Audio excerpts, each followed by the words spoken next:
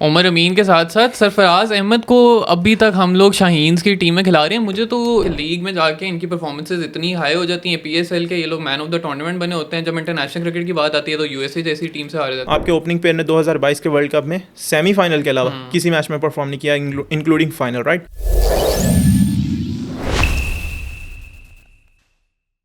Hello everyone and welcome back to the free hit show. Abu Bakar, Pakistan का test squad finally आ चुका है। क्या तासुरात हैं आपके इस बारे में? फाइनली पहली दफ़ा ऐसा स्क्वाड आया है, मुझे एक एक नाम देख के एक लॉजिक समझ आ रही है। ड्रॉप होने की मतलब बड़ी ज़बरदस्त चीज़ है। हम स्टार्ट में ऐसी बात कर रहे हैं पाकिस्तान के स्क्वाड के बारे में कि हमें एतराज़ात नहीं है, कौन है कौन नहीं है। मुझे ये लग रहा है कि इसमें जो नए लड़के सेलेक्ट हुए हैं उसके पीछे एक प्रोसेस, एक माइंड फ्रेम, एक माइंडसेट नज़र आ रहा है। और जैसे मतलब हुरैरा हमने जो पिछला ड्राफ्ट किया था अपना, हमारी तो आई थिंक सिर्फ दो ही जो हैं पिक्स वो पिक नहीं हुई। मुझे लगता है थोड़ी सी इंस्पिरेशन ले ली हमसे सिलेक्टर। हाँ, लगता है हमारा स्क्वाड देख लिया है। और एक चेंजेस है, हमने एक चेंज है जो सरफराज को हमने नहीं रखा था और हसीबुल्लाह को रखा था, लेकिन उन्होंने लेकिन ये स्क्वाड साजिद खान भी पिक नहीं हुए। बिल्कुल हाँ, स्पिनर भी एक ही स्पेशलिस्ट स्पिनर है। लेकिन आई थिंक पाकिस्तान के स्क्वाड पे तो बात करते हैं, लेकिन उससे पहले यार शाहीन्स का स्क्वाड मुझे काफ़ी सरप्राइजिंग लगा है। इसमें आप नाम देखो, उमर अमीन के साथ साथ सरफराज अहमद को अभी तक हम लोग शाहीन्स की टीम में खिला रहे हैं। मुझे तो इस वक्त लॉजिक समझ नहीं आ रही कि सरफराज अहमद मतलब उन्होंने काफ़ी ज़्यादा सर्व कर लिया पाकिस्तान को, और ठीक है वो बैकअप विकेट कीपर ज़रूर हैं मोहम्मद रिजवान के लिए, लेकिन आप शाहीन्स के स्क्वाड में जो आपकी ए टीम होती है उसमें आप हमेशा अपने जो आपके अपकमिंग स्टार्स होते हैं जिन्होंने आपको फ्यूचर में रिप्रेजेंट करना होता है, आप उनको खिलाते हो ताकि उनका एक्सपीरियंस हो और वो आहिस्ता आहिस्ता खेल के ग्रूम हो। सरफराज अहमद और उमर अमीन की मुझे ए टीम में इस वक्त जो है प्लेसमेंट समझ नहीं आ रही। और साथ ही साथ थोड़ा सा I am appalled by the fact कि नसीम शाह भी ए टीम के स्क्वाड में मौजूद हैं। अब हो सकता है शायद उन्हें गेम टाइम वो ज़्यादा देना चाह रहे हैं, बट मैं आपके साथ बहस कर रहा था कि नसीम शाह को बांग्लादेश सीरीज से रेस्ट करवाएं। उन्होंने शाहीन्स में भी खिला दिया। अब ये आई डोंट नो, अब जो लेकिन ये देखे ना, नसीम शाह असल में वापस आ रहे हैं इंजरी के बाद, तो शायद वो उन्हें गेम टाइम ज़्यादा देना चाह रहे हैं। अब रेस्ट गेम टाइम भी तो ज़रूरी होता है ना। Game time I think Bangladesh के साथ आपका जो टेस्ट मैच है इसमें भी इतना ज़्यादा पाकिस्तान जो है वो ज़्यादा वर्कलोड इतना शायद नहीं होगा बॉलर्स के ऊपर। आल दो देखो इसमें काफ़ी सारे फास्ट बॉलर्स पाकिस्तान ने सेलेक्ट किए हैं और स्पेशल स्पिनर से फेक किया, तो नसीम शाह वाला मुझे सरप्राइजिंग लगा कि उनको शाहीन्स में भी रख दिया। लेकिन शाहीन्स के स्क्वाड के अंदर आप देखो उमर अमीन है यार, ये बहुत एक सरप्राइजिंग चीज़ है। मतलब पाकिस्तान का क्या प्लान है कि अगले 102 साल में पाकिस्तान उनको 1 से 2 साल के अंदर उनको टेस्ट टीम में ला रहा है और अगले 8 से 10 साल खिलाना चाह रहा है। मतलब आपने हसीबुल्लाह को पाकिस्तान के स्क्वाड में तो नहीं सेलेक्ट किया, उधर सरफराज ने शाहीन्स में भी नहीं किया। मतलब हसीबुल्लाह ने यार क्या नुकसान कर दिया है। अभी उसको एकदम आप T20 में भी ले आए थे जब आपके पास 5 ओपनर्स थे। अगर आपने मतलब मुझे लगता है अगर हसीबुल्लाह को नहीं भी करना है, मोहम्मद हारिस को ही कर दें टेस्ट में। बेशक वो उन सूट नहीं करते हैं टेस्ट फॉर्मेट में फिलहाल के लिए, लेकिन कम से कम एक आप किसी नए लड़के को चांस तो दे रहे हो ना। मोहम्मद हारिस तो शायद फर्स्ट क्लास का इतना उनका एक्सपीरियंस नहीं है, लेकिन यार हसीबुल्लाह का मैं तो मतलब मुझे बहुत ज़्यादा शॉकिंग लगा, बहुत ज़्यादा सरप्राइजिंग लगा। आपने सरफराज को शाहीन्स के मैच के लिए सिलेक्ट किया जो बांग्लादेश ए के अगेंस्ट है, जो कम्प्लीटली इलॉजिकल। और लेकिन पाकिस्तान के टेस्ट स्क्वाड की अगर बात करें तो जो कामरान गुलाम पाकिस्तान के स्क्वाड में सेलेक्ट हुए हैं, सेलेक्ट आई थिंक पहले भी एक दफ़ा हुए थे, अभी शायद उनको 11 में अभी भी चांस ना मिल सके। टेस्ट स्क्वाड को आई थिंक अगर बारी बारी एक दफ़ा हम गो थ्रू कर लें ताकि हमारे व्यूअर्स को भी पता लग जाए। Shan Masood is the captain, और सबसे बड़ी जो एक नई अनाउंसमेंट आ रही है जो लीडरशिप में चेंज हुआ है, सऊद शकील को वाइस कैप्टन बना दिया गया है, followed by definitely Babar Azam तो सेलेक्ट हुए ही हैं, और अब्दुल्ला शफीक हैं, साइम अयूब हैं, मोहम्मद हुरैरा हैं, Aamir Jamal is selected subject to fitness, और अबरार अहमद हैं, कामरान गुलाम हैं, Khurram Shahzad and Mir Hamza, followed by Mohammad Ali is another new inclusion, और ऑब्वियसली मोहम्मद रिजवान हैं, नसीम शाह हैं, शाहीन अफरीदी हैं, and then the squad is completed by Agha Salman और आपके फेवरेट सरफराज अहमद। बिल्कुल यार, ये हैं तो 17 के 17 ही फेवरेट, लेकिन प्रॉब्लम ये है कि अच्छा इसमें पहले मैं अच्छी वाली बात कर लेता हूँ कि स्क्वाड के अंदर जो चीज़ें सेलेक्ट जो हुई हैं, टॉप ऑर्डर देखो हमने क्या 3 सेलेक्ट किए थे। आप मुझे आर्ग्यू कह रहे थे कि यार इमामुल हक जो हैं उनको आप कैसे ड्रॉप करोगे, तो अभी मैनेजमेंट ने जो किया है आपको नज़र आ रहा है कि आपसे पूछ के तो स्क्वाड सेलेक्ट नहीं हुआ? नहीं, मुझसे पूछा नहीं है, लेकिन मुझे अच्छा लगा कि जो मैंने बोला था वही हो गया कि इमाम को ड्रॉप किया, हुरैरा को लेके आए और साइम अयूब के साथ ये बहुत अच्छा किया कि यार उसको एक जो बातें हो रही थी कि उसको एक ही मैच के बाद ड्रॉप करने लगे हैं, वो बहुत ही अनफेयर होता क्योंकि वो फर्स्ट क्लास की बेस पे पाकिस्तान टीम में आया। सही बात। तो आपका टॉप ऑर्डर अब ऐसे बन गया, Abdullah Shafique and Saim Ayub will be in the 11 and Hurairah will be the backup opener. थोड़ी सी मैं बात करना चाहूँगा सऊद शकील की appointment as the new vice captain. I think it's a very good decision considering कि सऊद शकील हमारे कितने एक्सपीरियंस्ड कैंपेनर हैं। ऑल्दो उनका करियर, इंटरनेशनल करियर जो है वो अभी रिसेंटली स्टार्ट हुआ है, but I think he is around 28-29 years old. और इस वक्त अगर आप टेस्ट स्क्वाड की डेप्थ देखें तो उन्होंने ऑब्वियसली पाथवे क्रिकेट में भी काफ़ी ज़्यादा कैप्टनसी की हुई है और एक्सपीरियंस बहुत ज़्यादा है। एंड ही इज़ समवन जो कि आप इमेच्योर नहीं है, ठीक है। उनका बेसिक इंटरनेशनल एक्सपोजर थोड़ा सा कम है, अभी नए हैं, लेकिन उन्होंने डोमेस्टिक क्रिकेट में कैप्टनसी की है, उन्होंने पाथवे क्रिकेट में सारी कैप्टनसी की है। तो I think he would be the right man to take Pakistan forward after Shan Masood leaves the captaincy. बिल्कुल, ये आई थिंक सो पिछली सीरीज़ में ही हो जाना चाहिए था जब शान मसूद अपॉइंट हुए थे, लेकिन जाहिर है ऊपर से इतनी चेंजेस होती है, कप्तान बनाने वाले बदल जाते हैं तो कप्तान तो बदलते ही हैं। तो वाइस कैप्टन ये बहुत अच्छा डिसीजन हुआ है। मुझे जो चीज़ें ये नज़र आ रही हैं ना, लाइक सिलेक्शन की मैं कह रहा हूँ, मैनेजमेंट का एक पूरा जो है थॉट प्रोसेस नज़र आ रहा है। सऊद शकील वाइस कैप्टन है, ए टीम को वो लीड करेंगे पहले बांग्लादेश के मैच के against. Saud Shakeel is one of 3 or 4 players जो आपकी टेस्ट टीम में परमानेंट है, क्योंकि आपके बॉलर्स को आपको रेस्ट करना होता है, शाहीन हो, नसीम हो, आपको उनको अल्टरनेट मैचेस में खिलाना है। और सऊद शकील जो है वो अब्दुल्ला शफीक, बाबर आजम के साथ ऐसे प्लेयर हैं कि जो टेस्ट टीम के अंदर परमानेंट है। और उनका जो एक्सपीरियंस आप मेंशन कर रहे हैं, उन्होंने आई थिंक पीटीवी के लिए खेला है फर्स्ट क्लास जो उन्होंने उनका करियर है। और उन्होंने डोमेस्टिक टूर्नामेंट डाल दो वो T20 था, लेकिन एज अ कैप्टन सिंध के लिए जीता था 1 या 2 साल पहले। तो सऊद शकील जो है वो एक मेच्योर प्लेयर हैं और टीम के अंदर जो है वो लीडरशिप रोल में आए हैं। तो शान मसूद के साथ आई थिंक सो जो हम कहते हैं कि टेस्ट के अंदर डेवलप जो इंटरेस्ट है प्लेयर्स का वो नहीं हो रहा और वो कम हो रहा है। तो सऊद शकील को वाइस कैप्टन बनाने के साथ एक आप कम से कम एक प्लेयर को आप ये एश्योरिटी दे रहे हैं कि आप परमानेंट हैं और आप अगले जो 1 या 2 WTC साइकिल हैं इसमें हमारे प्रोसेस का हिस्सा हैं। इंटरेस्ट तो अबू बकर आई थिंक अब डेवलप होना शुरू हो जाएगा पाकिस्तान के प्लेयर्स का, क्योंकि बहुत ज़्यादा रिवैम्प हो रहा है हमारा जो डोमेस्टिक क्रिकेट स्ट्रक्चर है मोहसिन नकवी की लीडरशिप के अंडर। चैम्पियंस कप का इंट्रोडक्शन हुआ है पाकिस्तान के डोमेस्टिक स्ट्रक्चर के अंदर, और साथ ही साथ पाकिस्तान के जो डोमेस्टिक प्लेयर्स हैं उनकी सैलरीज़ में इम्प्रूवमेंट्स का जो नोटिफिकेशन है वो पास हो चुका है। चैम्पियंस कप की अगर थोड़ी सी बात करें तो 3 फॉर्मेट्स के 3 टूर्नामेंट्स होंगे, वनडे, T20 आईज और टेस्ट का। फर्स्ट क्लास क्रिकेट का जो होगा चैम्पियंस टूर्नामेंट होगा फॉर्मेट बाय फॉर्मेट, और एक डबल लीग टूर्नामेंट होगा जिसमें तकरीबन 5 टीम्स होंगी और पाकिस्तान के 150 जो बेस्ट प्लेयर्स होंगे based on their performance in the past 3 years वो चूज़ होंगे। और उनकी ऑब्वियसली सैलरीज, उन्होंने बहुत एक अच्छा इनिशिएटिव लिया PCB ने कि उन्होंने रेड बॉल क्रिकेट को और लुक्रेटिव किया है। They have increase the salaries in the red ball champions tournament. उन्होंने आई थिंक अगर मैं बात करूँ तो कॉन्ट्रैक्ट्स में जो कैटेगरी 1 के प्लेयर्स हैं उनको चैम्पियंस टूर्नामेंट खेलेंगे, जो चैम्पियंस हैं हमारे 150, उनको कैटेगरी 1 के 40 प्लेयर्स को 5.5 lakhs पर मंथ मिलेगा, which is I think a very good improvement. और कैटेगरी 2 और 3 के प्लेयर्स को रिस्पेक्टिवली 4 lakhs पर मंथ और 2.5 lakhs पर मंथ मिलेगा। तो आई थिंक ये बहुत अच्छा स्टेप लिया उन्होंने। बिल्कुल, क्योंकि जो 2 लीग्स की बात होती है कि 2 लीग सिर्फ खेल सकेंगे प्लेयर, तो उसके साथ अब ये चीज़ जो है ना इसकी सेंस बन रही है। 2 आप लीग्स खेलेंगे तो उसके बाद आपका पूरा साल बिजी, डोमेस्टिक में भी बिजी रहेंगे। आपके प्लेयर्स जो हैं वो कभी भी ऐसा नहीं होगा कि उनका मतलब उनको अपने लीग्स नहीं खेलने दी और वो डोमेस्टिक भी नहीं खेल रहे होंगे, वो डोमेस्टिक क्रिकेट खेल रहे होंगे। और इसके अंदर जो है वो आपको फर्स्ट क्लास के अंदर नज़र आ रहा है कि पर मैच जो फीस है वो भी ज़्यादा मिल रही है। दैट मीन्स के बोर्ड ये चाहता है कि प्लेयर्स जो है ना वो रेड बॉल क्रिकेट के अंदर इन्वॉल्व इस तरह से हों, क्योंकि अब आपके प्लेयर्स जो है ना वो आपको नज़र आता है कि लाइक इतना फ़र्क नहीं पड़ता अगर वो टेस्ट टीम में सेलेक्ट नहीं होते। नहीं, पर मैच फीस की आपने बात की, जो एक बहुत अच्छा स्टेप है वो ये है कि उन्होंने सैलरीज तो इंक्रीज़ की हैं। जो पर मैच फीस है उन्होंने टेस्ट क्रिकेट के लिए मोटिवेशन पैदा करने के लिए T20 की थोड़ी कम रखी है। Exactly. और इससे आई थिंक बहुत अच्छे तरीके से आप उस चीज़ को काउंटर करेंगे जो बहुत ही ज़्यादा T20 क्रिकेट की सर्ज आ रही थी कि आप थोड़ी देर का मैच खेल के बहुत ज़्यादा अर्निंग कर लेते हो। तो आई थिंक PCB ने बहुत अच्छा स्टेप लिया है कि उन्होंने रेड बॉल की मैच फीस 2 lakhs रखी है, 50 ओवर की 1.25 lakhs रखी है और T20 की सिर्फ 1 lakh रखी है। तो आई थिंक इससे प्लेयर्स मोटिवेट होंगे रेड बॉल क्रिकेट की तरफ। इधर मैं एक और बड़ा इंपॉर्टेंट पॉइंट मेंशन करना चाहूँगा कि पिछले 10-12-14 सालों से जो हम क्रिकेट के डिस्कशन सुनते आ रहे हैं ना, उसमें यही होता है कि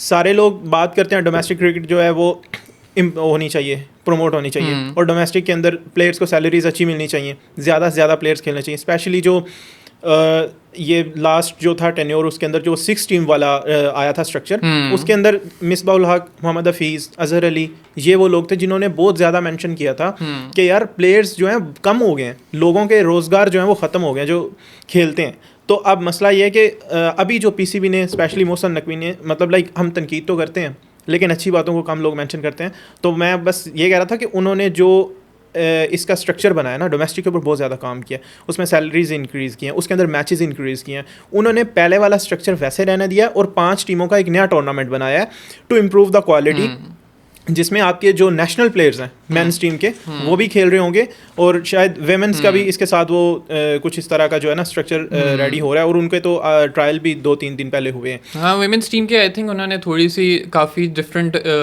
सिटीज़ में तो ट्रायल्स इस का सबसे जो है इनिशिएटिव लिया। वो बिल्कुल इस सबसे जो है ना वो डोमेस्टिक स्ट्रक्चर और डोमेस्टिक की क्वालिटी जो है ना वो ऊपर जाएगी, जिससे आपका जो मिडिल ऑर्डर का प्रॉब्लम चल रहा है ना पिछले 2-3 साल से, मिडिल ऑर्डर का प्लेयर ही नहीं नजर आ रहा। मिडिल ऑर्डर में जो हार्ड हिटिंग है वो सबसे बड़ा इशू है। हाँ, अब आप सब्जेक्टिवली बात कर रहे हो, हार्ड हिटिंग में आप आसिफ अली पे थे, खुशदिल पे थे, इफ्तिखार। अब मसला ये था पाकिस्तान को इनका, अब लोग कहते हैं इफ्तिखार इतने ज़्यादा मैच खेल रहे हैं, या किसी भी प्लेयर को ले लो कि वो अपने रोल पे इतने ज़्यादा मैचेस खेल रहे हैं, तो वो बैकअप नहीं होता था, रिप्लेस कौन करेगा, रिप्लेसमेंट ही नहीं होती थी। और रिप्लेसमेंट ऐसे होती थी कि आपका नंबर 1 2 3 4 5 5 के 5 ओपनर होते थे, मिडिल ऑर्डर प्लेयर ही नहीं था।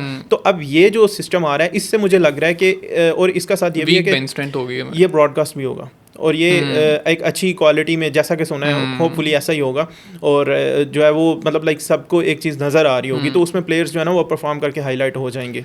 आपने बात की पाकिस्तान के बैकअप प्लेयर्स मौजूद ना होने की, लेकिन क्यों ना हम ऐसी टीम की बात करें जिनकी बेंच स्ट्रेंथ हमेशा से बहुत स्ट्रांग रही है और उनके पास हमेशा बैकअप्स भी मौजूद रहे हैं। मैं बात कर रहा हूँ इंडिया की, जो कि रिसेंटली चैंपियन बना है और इस वक्त श्रीलंका में मौजूद है ओडीआई सीरीज़ के लिए।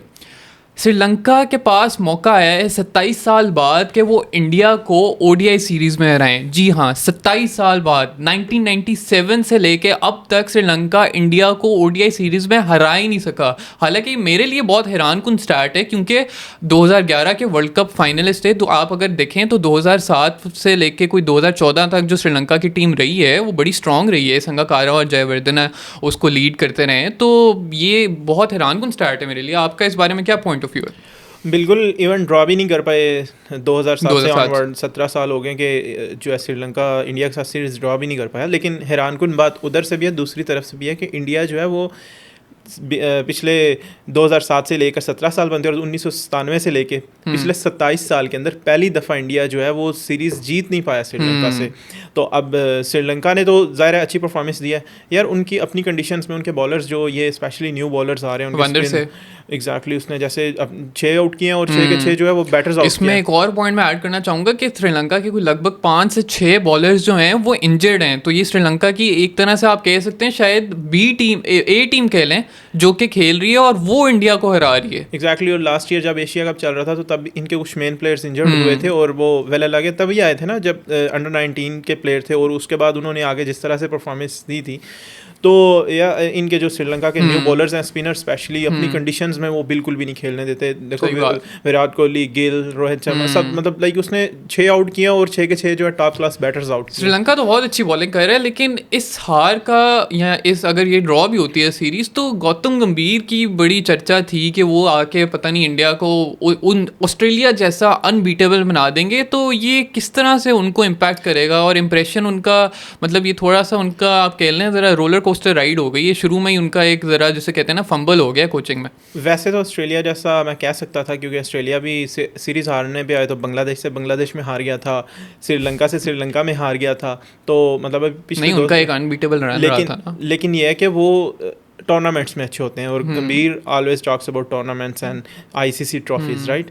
तो जो गौतम गंभीर का स्टार्ट हुआ है वो भी उसी तरफ है, लेकिन ये है कि गौतम गंभीर जो है वो ये कहते हैं कि मतलब फुल स्ट्रेंथ टीम उनको ऑलवेज चाहिए, कोई भी टीम हो उसके अगेंस्ट सब। लाइक विराट कोहली इस सीरीज़ के अंदर नहीं खेलना चाहते थे तो उनको क्या है कि रोहित शर्मा, अभी बुमराह तो फिर भी नहीं है, तो ये जो प्लेयर्स हैं विराट कोहली, रोहित शर्मा, तो अब फुल स्ट्रेंथ टीम के साथ इंडिया खेल रहा है, स्टिल जो है वो हार गया, तो इसलिए इतना अच्छा स्टार्ट नहीं है। लेकिन जाहिर है कि आप एक सीरीज़ के ऊपर हेड कोच को इस तरह से जज तो नहीं कर सकते। लाइक पाकिस्तान में होते तो शायद ये भी होता कि यार अब इसको चेंज कर दो। रोहित शर्मा की आपने बात की तो यहाँ पे मैं एक स्टार्ट प्रेजेंट करना चाहूँगा कि Rohit Sharma has the 3rd most success in ODI history.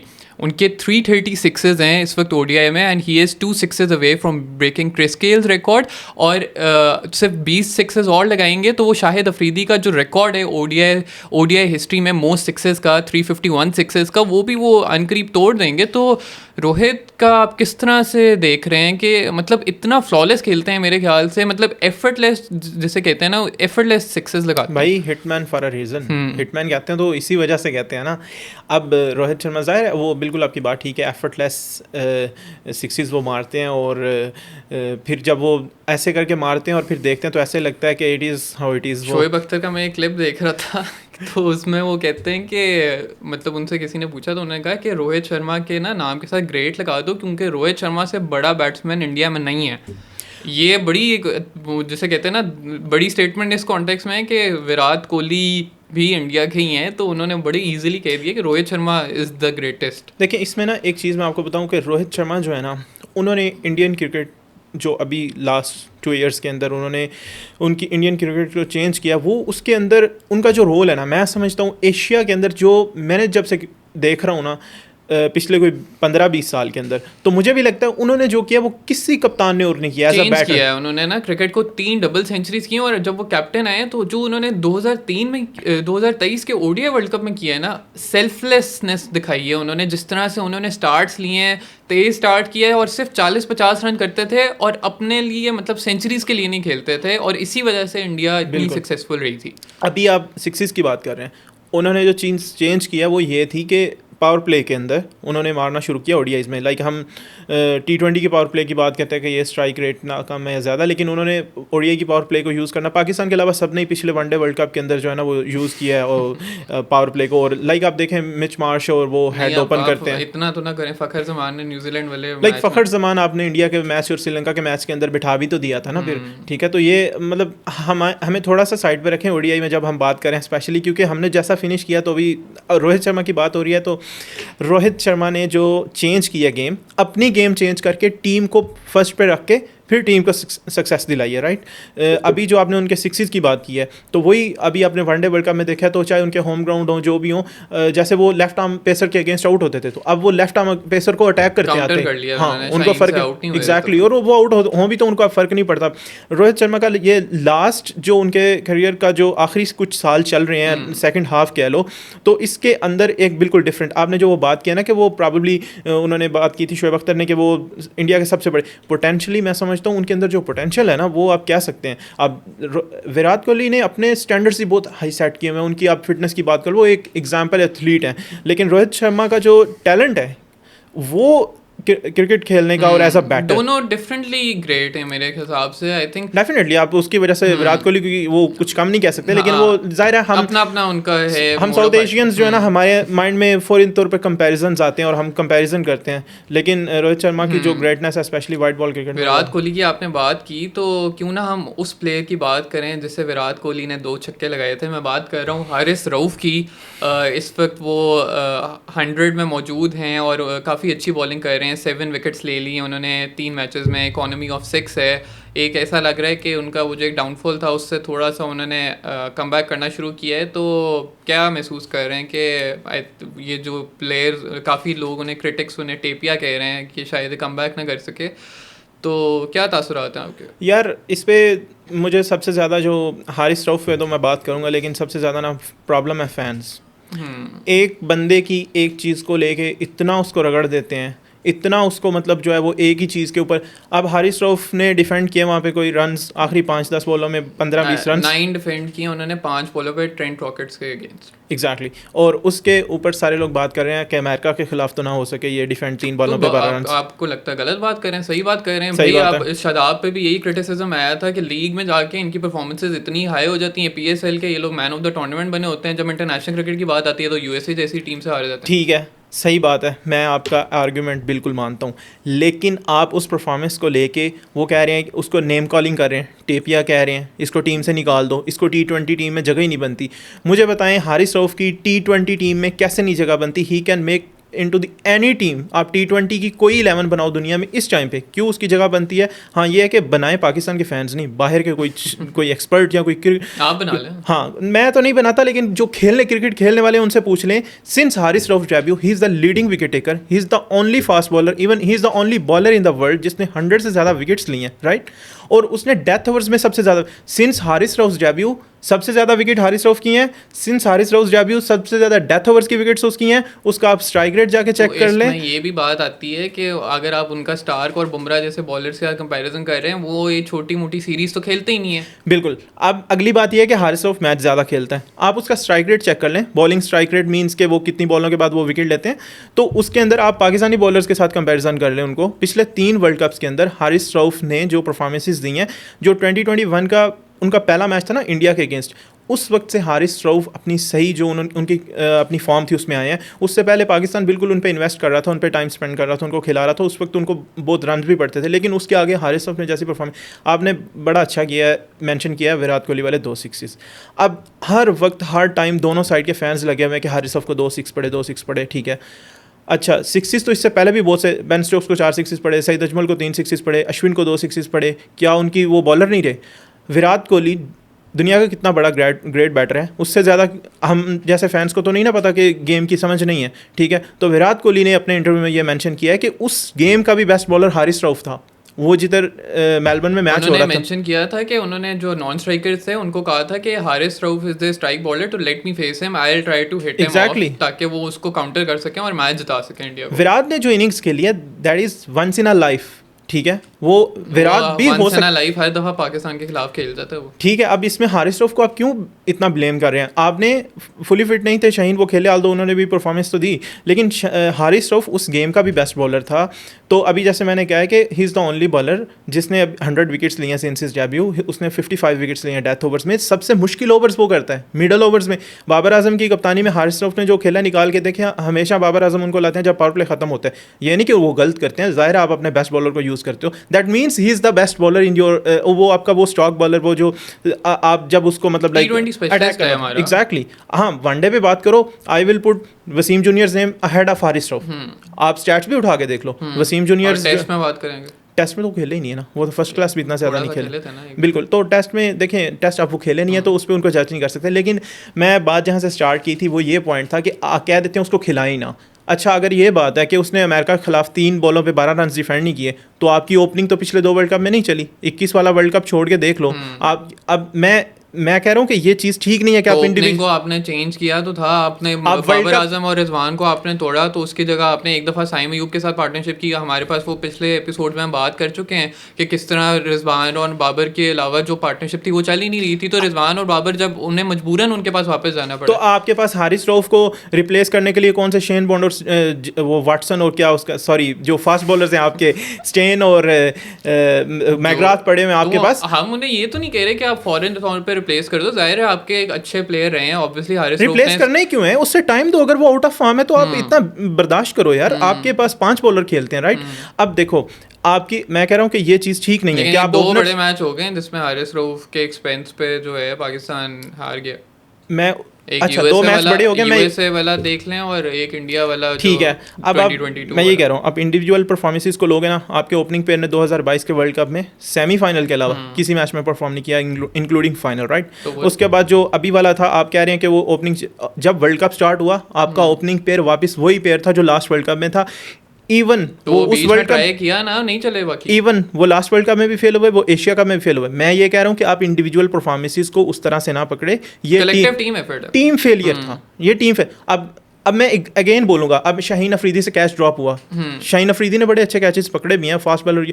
Haris Rauf की आप बात करें, Haris Rauf one of the best fielder in Pakistan team. Pakistan की फील्डिंग तो हमेशा ही वीकनेस रही है, लेकिन हारिस रऊफ जो है वो तो बहुत ही ज़बरदस्त। आप साउथ अफ्रीका, आल्दो उनकी वनडे वर्ल्ड कप में इतनी अच्छी परफॉर्मेंस नहीं रही थी, लेकिन साउथ अफ्रीका के अगेंस्ट जो वो 1 हैंडेड कैच था अपने ही ओवर में।